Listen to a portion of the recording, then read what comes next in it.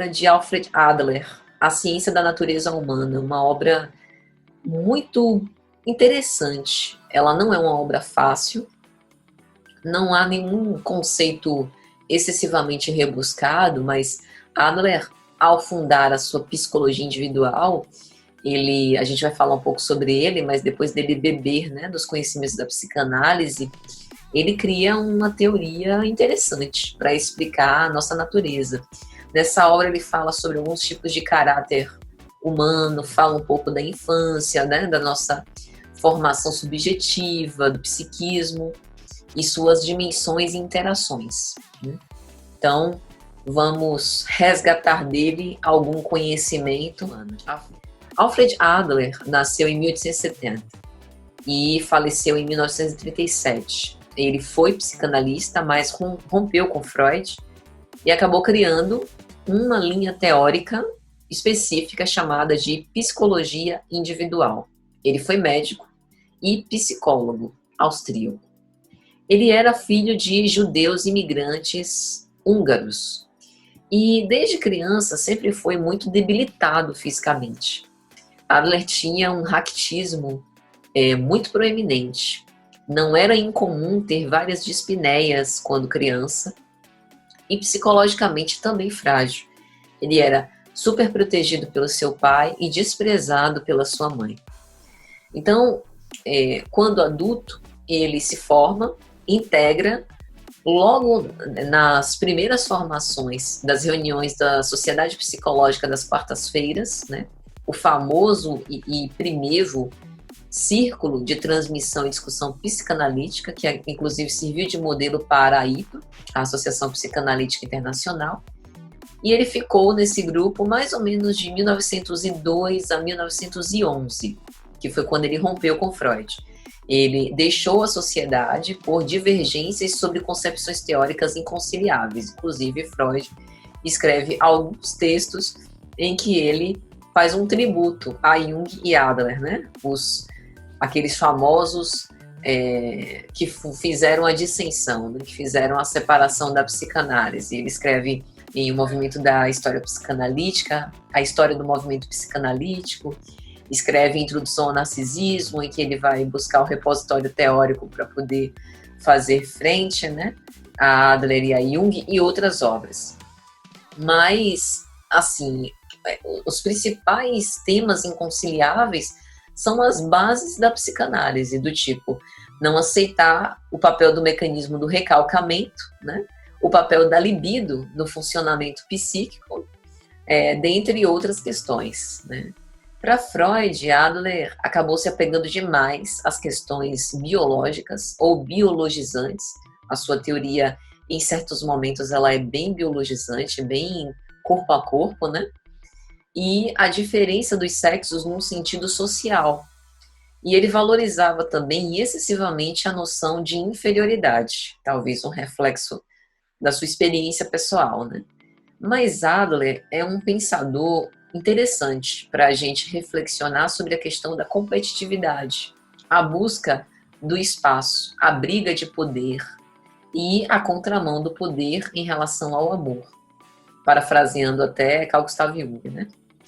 Então, A Ciência da Natureza Humana, ela foi a primeira obra dele depois de fundada a psicologia individual. E a psicologia individual funcionou como um método psicoterapêutico interpretativo, olha aí as bases da psicanálise, né? Que também é um método interpretativo por excelência, sobre a natureza e a conduta humana. Então vamos ver aqui alguns trechos da obra para a gente pensar o problema do espaço.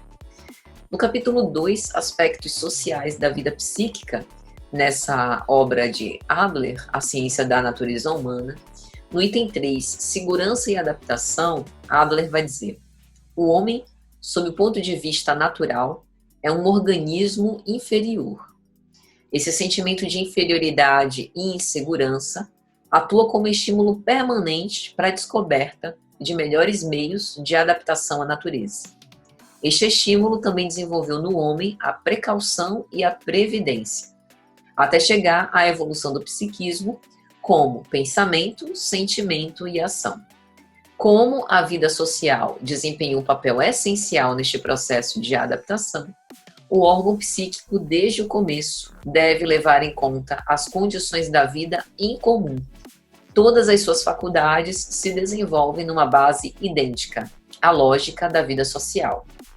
Então, Adler está falando coisas aqui muito importantes para a gente. Primeiro, ele retoma o instinto gregário, o mesmo instinto gregário que Freud vai retomar em muitas das suas obras, como Psicologia das Massas e Análise do Eu, que ele toma, né, de Trotter, e vai falar que nós somos seres sociais, que a gente se constitui em contato com o outro. Nenhuma novidade, né, para psicanalistas e para não psicanalistas também. Só que o intrigante é que ele fala que o homem, do ponto de vista natural, é um organismo inferior. Assim, se a gente, né, tem um organismo tão bem acabado, tão perfeito em suas manifestações, cheio de intricados processos, né, de defesa, readaptação, né, maleabilidade, como assim inferior? O que ele está querendo dizer é que, do ponto de vista natural, ou seja, em relação aos nossos automatismos, nós somos menos adaptáveis do que os próprios animais ditos irracionais. É como se eles, ao sabor da própria natureza, né, pelo instinto, pudessem se adaptar às situações diferentes através de um processo de seleção natural que demandasse menos da volição, como é o caso da natureza humana. Então, um organismo inferior nesse sentido. Aqui a gente já viu o aspecto biologizante, né, que a gente falou sobre Adler.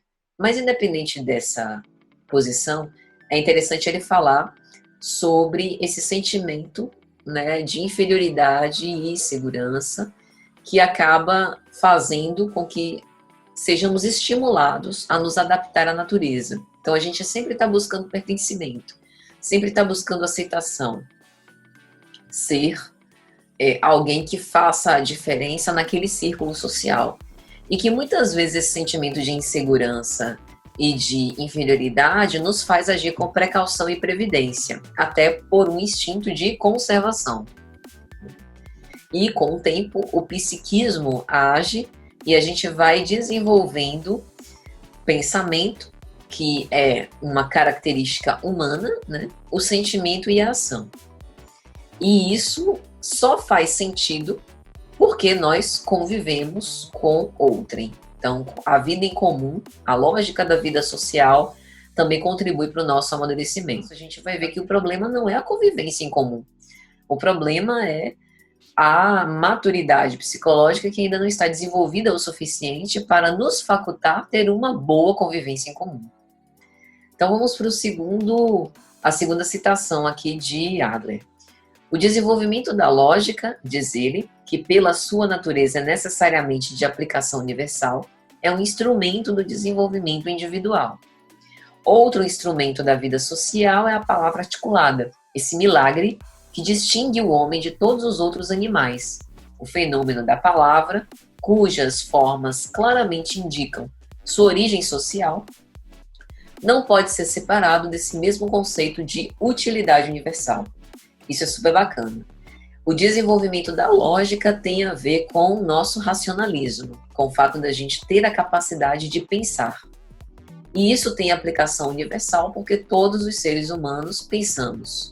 E isso tem toda a relação com o nosso desenvolvimento individual, porque é graças à nossa posição no mundo de seres pensantes que a gente consegue tomar decisões e utilizar o nosso livre-arbítrio com o objetivo de nos constituir.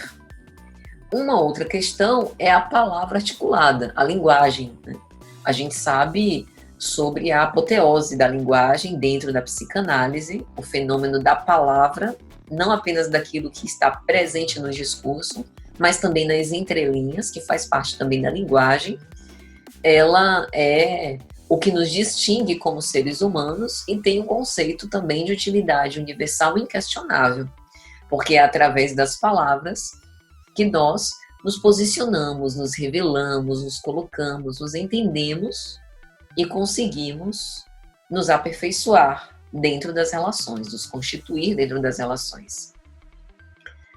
Vamos para mais uma e última citação de Adler, no capítulo 4, quando ele fala outras manifestações do caráter, no item 7, capricho e temperamento. Então, referenciando Adler, a atitude caprichosa e o temperamento não são coisas que se herdam. Elas se manifestam nas naturezas grandemente ambiciosas e, por isso mesmo, hipersensíveis, cuja insatisfação na vida se manifesta por meio de evasões de toda espécie. Sua hipersensibilidade parece-se a antenas de insetos. Com elas, tateiam e pressentem cada nova situação antes de a enfrentarem. Então ele está falando sobre o capricho e as pessoas temperamentais, caprichosas e temperamentais. A hipersensibilidade, o melindre, que as faz evadir de situações que não conseguem resolver. Então, ao invés de trabalhar para estar naquele momento e crescer com aquela proposta de conflito, se evadem, né? Saem correndo daquela situação, evitam, cortam os laços. É um pouco da fluidez de que Zygmunt Bauman denuncia, né, na sociedade pós-moderna. Então, isso também é importante para que a gente possa pensar o problema desse espaço, que não é um espaço físico, nem propriamente virtual, mas um espaço social.